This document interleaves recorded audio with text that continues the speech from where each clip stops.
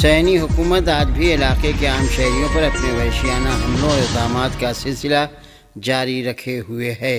ارنا نے آج جمعرات کے دن العربی الجدید کے حوالے سے رپورٹ دی ہے کہ آج جنگ غزہ 398 دن میں داخل ہو چکی ہے اور آج بھی غزہ کے مختلف علاقوں خصوصاً شمالی علاقوں پر صہیونی حکومت کی بمباری کا سلسلہ جاری ہے اور کوئی بھی مقام اور شخص صہیونیوں کے حملے سے محفوظ نہیں ہے۔ ان حملوں میں متعدد فلسطینی شہید اور زخمی ہوئے ہیں۔ ہسپتال کے ذرائع کا کہنا ہے کہ نصیرات پناہ گزین کیمپ میں ایک گھر پر کیے جانے والے حملے میں 2 فلسطینی شہید ہوئے ہیں جن میں سے ایک بچہ تھا۔ عینی شاہدین نے بتایا ہے کہ غزہ شہر کے مغرب میں واقع فلسطینی اسٹیڈیم کے قریب پبلک مقام پر ہونے والی بمباری کے نتیجے میں بھی 4 فلسطینی شہید ہوئے ہیں۔ الاقصی مقامی چینل نے بھی شمالی غزہ میں واقع تل زعتر میں مسجد حیفا کے قریب فلسطینیوں کے ایک اجتماع پر اسرائیل کے فضائی حملے میں 5 فلسطینیوں کے شہید ہونے کی خبر دی ہے۔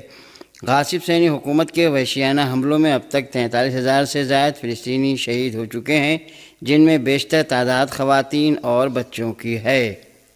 پاکستان میں سینٹ کی قائمہ کمیٹی برائے داخلہ نے صہیونیت بطور مذہب اپنانے اور اس کے لٹریچر کی تبلیغ و اشاعت کے خلاف بل متفقہ طور پر منظور کر لیا۔ قائمہ کمیٹی برائے داخلہ میں مسلم لیگ نون کے سینیٹر افغان اللہ خان کی جانب سے بل پیش کیا گیا۔ بل کے متن کے مطابق صہیونیت کو بطور مذہب اپنانا اور جان بوجھ کر اس کے مخصوص نشانات کے ذریعے اس کی تبلیغ و اشاعت کرنا جرم ہوگا۔ ایسے مجرم کو 3 سال سزا اور 40,000 روپے جرمانہ کیا جائے گا۔ صہیونیت کے ذریعے معاشرے میں تفریق اور لوگوں میں نفرت پیدا کرنے کی پاداش میں بھی 3 سال سزا اور 40,000 روپے جرمانہ یا دونوں کیا جائے گا۔ واضح ہے کہ محکمہ داخلہ خیبر پختونخوا اور سندھ پہلے ہی اس بل کی حمایت کر چکے ہیں۔ پاکستان کے صوبہ خیبر پختونخوا کے جنوبی وزیرستان اپر اور ضلع خیبر کی وادی تہرا میں بم دھماکے اور مارٹر گولے سے حملوں میں 19 افراد جاں بحق و زخمی ہو گئے۔ پاکستانی میڈیا کی رپورٹ کے مطابق اپر جنوبی وزیرستان کی تحصیل لدھا کے علاقے کرم میں سیکورٹی فورسز کی بم ڈسپوزل گاڑی پر دیسی ساختہ بم سے حملہ کیا گیا۔ IED حملے کے بعد حملہ آوروں کی جانب سے فائرنگ بھی کی گئی جس کے نتیجے میں FCK کے 4 اہلکار جاں بحق اور 5 زخمی ہوئے۔ زخمی اہلکاروں میں سے 2 کی حالت تشویشناک بتائی گئی ہے، انہیں وانا کے اسکاؤٹس ہسپتال منتقل کیا گیا ہے۔ ذرائع کا کہنا ہے کہ سیکورٹی فورسز نے فوری طور پر علاقے کو گھیرے میں لے کر سرچ آپریشن شروع کر دیا۔ ایک اور واقعے میں عسکریت پسندوں نے دزا غنڈائی کے علاقے میں ایک گاڑی کو نشانہ بنایا جس کے نتیجے میں محکمہ انسداد دہشت گردی کا ایک اہلکار جاں بحق اور 2 شہری زخمی ہو گئے۔ خیبر کی وادی تہرا میں نامعلوم مقام سے فائر کیا جانے والا مارٹر گولہ علاقے میں گرنے سے 2 بچے جاں بحق اور 5 زخمی ہو گئے۔ ذرائع کا کہنا ہے کہ بار قمبر خیل کے علاقے بھوٹان شریف میں ایک سرکاری پرائمری اسکول ہاشم خان کے طلباء کا ایک گروپ اپنے گھر جا رہا تھا کہ نامعلوم سم سے فائر کیا گیا۔ مارٹر قریبی گھروں اور ایک مسجد پر گرا۔ اگرچہ فوری طور پر اس بات کی تصدیق نہیں ہو سکی ہے کہ مارٹر گولہ کس نے فائر کیا، لیکن کچھ سرکاری حلقوں کی جانب سے قیاس آرائیاں کی گئی ہیں کہ کالعدم TTP کے 2 حریف گروہوں کی لڑائی کے نتیجے میں یہ مارٹر فائر کیا گیا جو بھاری ہتھیاروں سے ایک دوسرے کے ٹھکانوں کو نشانہ بنا رہے تھے۔ جمعرات کو ہندوستان کے زیر انتظام جموں کشمیر اسمبلی میں BJP اور نیشنل کانفرنس کے ارکان اسمبلی کے درمیان ہاتھا پائی ہوئی۔ عمر عبداللہ کی نیشنل کانفرنس کی حکومت نے جموں کشمیر اسمبلی میں ایک قرارداد منظور کی تھی جس میں وادی کو خصوصی حیثیت یعنی آرٹیکل 370 کے تحت حقوق واپس دینے کا مطالبہ کیا گیا۔ عمر عبداللہ حکومت چاہتی ہے کہ وادی میں جو حقوق 5 اگست 2019 سے پہلے تھے وہ اسے واپس دیے جائیں۔ اس کی مخالفت میں BJP ارکان اسمبلی نے ایوان میں ہنگامہ آرائی شروع کر دی۔ ایوان کی کارروائی کے آغاز کے ساتھ ہی BJP MLAs نے نعرے لگائے جو آہستہ آہستہ بحث و تکرار میں تبدیل ہو گئے۔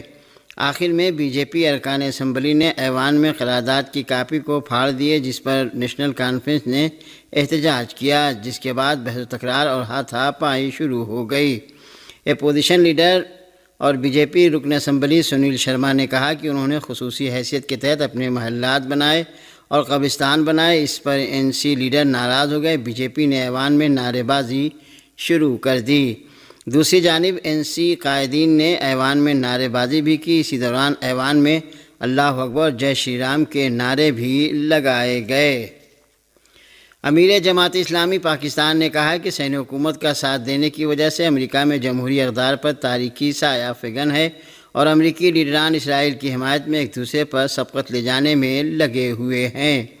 امیر جماعت اسلامی پاکستان نے کہا ہے کہ سینی حکومت کا ساتھ دینے کی وجہ سے امریکہ میں جمہوری اقدار پر تاریکی سایہ فگن اور امریکی لیڈران اسرائیل کی حمایت میں ایک دوسرے پر سبقت لے جانے میں لگے ہوئے ہیں۔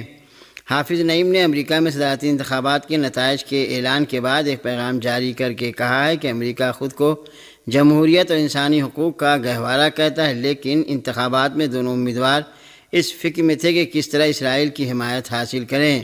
انہوں نے کہا کہ اسرائیل ایک غیر قانونی حکومت ہے جو غزہ میں منظم نسل کشی میں فلسطینی بچوں اور عورتوں کا خون بہا رہی ہے۔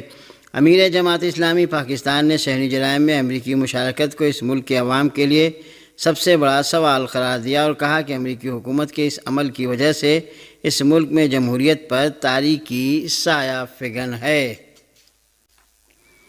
حزب اللہ لبنان نے صہیونی فوجیوں کی پیش قدمی روکنے اور صہیونی فوجی ٹھکانوں، فوجی سائٹوں اور صہیونی فوجی مراکز کو جوابی حملے کا نشانہ بنانے کے لیے 36 کامیاب کارروائیاں انجام دی ہیں۔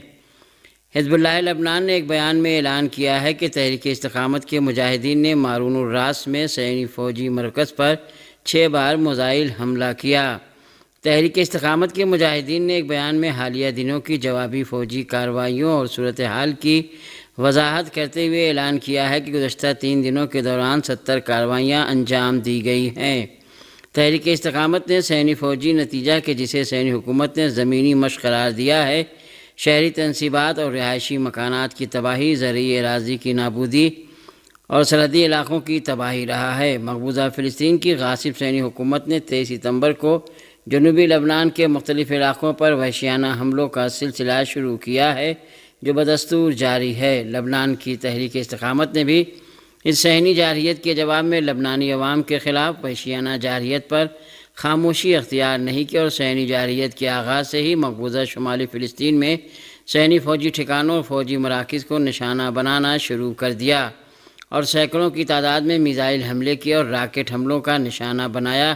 اس درمیان حزب اللہ لبنان نے ہدف کو نشانہ بنانے والے فاتح 110 قسم کے میزائل کی رونمائی کی۔ اس قسم کے میزائل کا وزن 500 کلوگرام ہے، جس کی لمبائی 8.5 میٹر ہے، جس میں ٹھوس ایندھن کا استعمال ہوا ہے اور جو 300 کلومیٹر کی دوری تک نشانہ بنانے کی توانائی رکھتا ہے، اور یہ میزائل اپنے ہدف کو نہایت دقت کے ساتھ نشانہ بنا سکتا ہے۔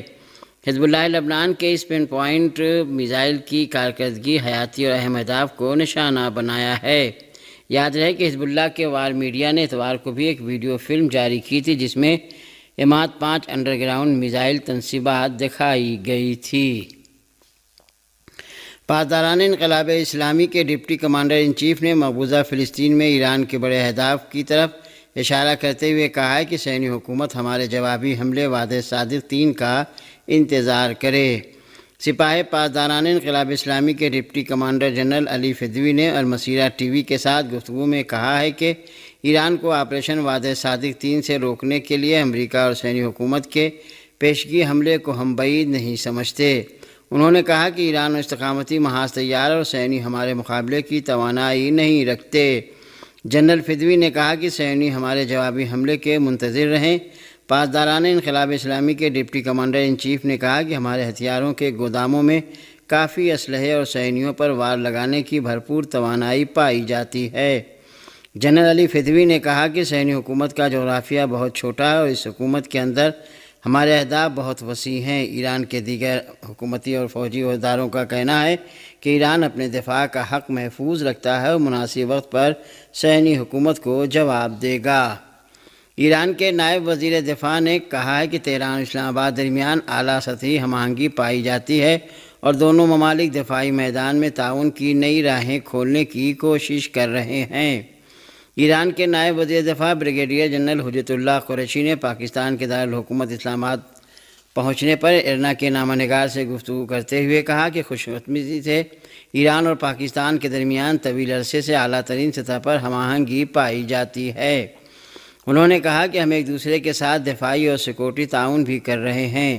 ایران کے نائب وزیر دفاع بریگیڈیئر جنرل حجت اللہ قریشی نے کہا کہ ان کے موجودہ دورے کا مقصد ایران پاکستان تعاون کو مضبوط بنانا ہے، خاص طور پر دفاعی تعاون کو فروغ دینا ہے۔ جنرل قریشی نے مزید کہا کہ ایران اور پاکستان کے درمیان انسداد دہشت گردی کے حوالے سے بھی اچھی ہم آہنگی پائی جاتی ہے اور دونوں ممالک مشترکہ سرحدوں کی سلامتی و استحکام کے لیے مشترکہ کوششیں جاری رکھیں گے۔ ایران کے نائب وزیر دفاع کا یہ دورہ وزیر خارجہ عباس عراقچی کے دورہ اسلام آباد کے 2 دن بعد ہی انجام پایا ہے۔